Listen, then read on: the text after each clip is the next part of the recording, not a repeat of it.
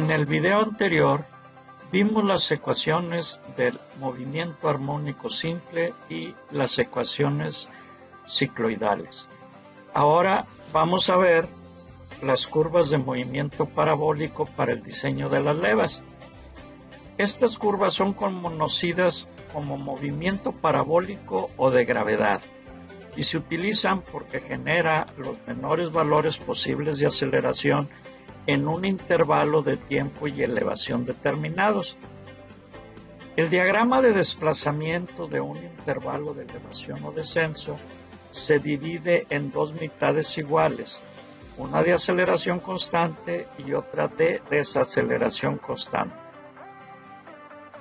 Las formas de cada mitad del diagrama de desplazamiento son parábolas de imágenes especulares.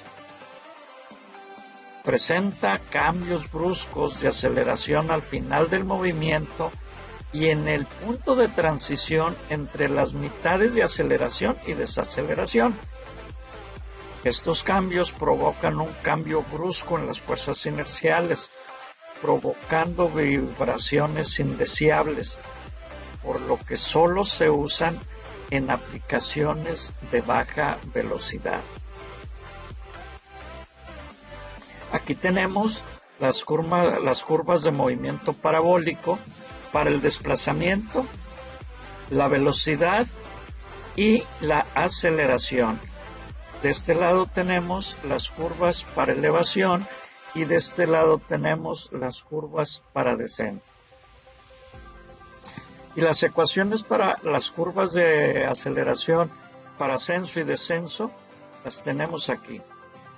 La de desplazamiento, la de velocidad y la de aceleración para la primera mitad de la subida. Para la segunda mitad de la subida, estas son las curvas de desplazamiento, de velocidad y aceleración. De igual forma tenemos cuando es de bajada. Hay una forma para construcción gráfica de curva de desplazamiento y vamos a hacerlo aquí.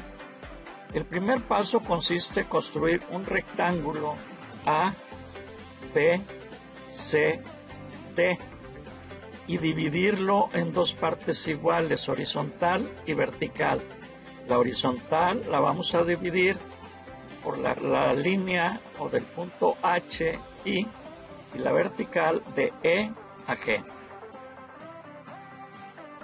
El siguiente paso es marcar el eje vertical como elevación del seguidor y el eje horizontal como período de elevación, ya sea en grados o en tiempo.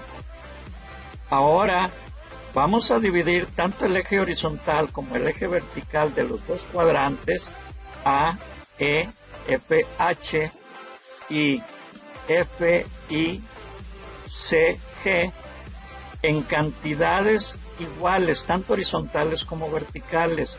Las cantidades, ¿cuántas divisiones vamos a hacer? Nosotros vamos a decidirlo. Ya que tenemos esas divisiones, vamos a trazar en el paso 4 líneas verticales a partir de las divisiones horizontales. De la 1 trazamos nuestra línea en este cuadrante, la 2, la 3. Y hacemos lo mismo con este cuadrante de acá. Trazamos nuestras líneas verticales a partir de las divisiones horizontales. El siguiente paso, vamos a trazar líneas rectas a partir del punto A. Trazamos del punto A a la línea 1, a la marca 1 de la división vertical, de la A a la 2, de la A a la 3, de la A a la 4, y hacemos lo mismo del punto C. Del punto C aquí a la intersección F, a la 1, a la 2, a la 3. Y ahora vamos a marcar los puntos de la línea que intersecta o que va a la división 1 vertical, la línea 1 horizontal, de la que va al punto 2 con la 2 vertical, a la que va al punto 3 con la 3 vertical y así sucesivamente, y las vamos haciendo para cada uno de ellas. Y posteriormente lo que hacemos una línea que vaya pasando por esos puntos, y lo cual nos está dando la curva de desplazamiento. Partimos de la esquina A y terminamos en la esquina C. Veamos ahora curvas polinomiales. Los polinomios pueden usarse como aproximaciones de funciones arbitrarias.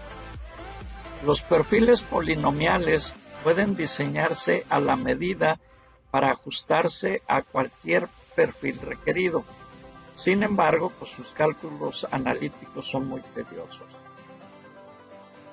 La ecuación polinomial estándar es: el desplazamiento es igual a sub n por teta a la n más a sub n menos 1 por teta a la n menos 1, y así sucesivamente hasta llegar hasta a la 0, la constante a la 0. S es la elevación, teta es el ángulo de rotación y a son constantes del polinomio.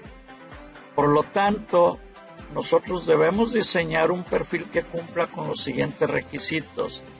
En teta igual a 0, el desplazamiento debe ser igual a 0, la velocidad debe ser igual a 0 y la aceleración debe ser igual a 0. Cuando teta es igual a beta, S, el desplazamiento, debe ser igual a la altura, la velocidad debe ser igual a 0 y la aceleración debe ser igual a 0. Aquí tenemos un ejemplo de las ecuaciones para el desplazamiento, velocidad y aceleración para un polinomio de octavo grado, donde tenemos nuestra fórmula para el desplazamiento. Es octavo grado. Al derivarlo vamos a obtener la de la velocidad, que nos da un grado 7, y luego la aceleración, que nos va a dar un grado 6. Y estas serían para la elevación y estas serían para el descenso.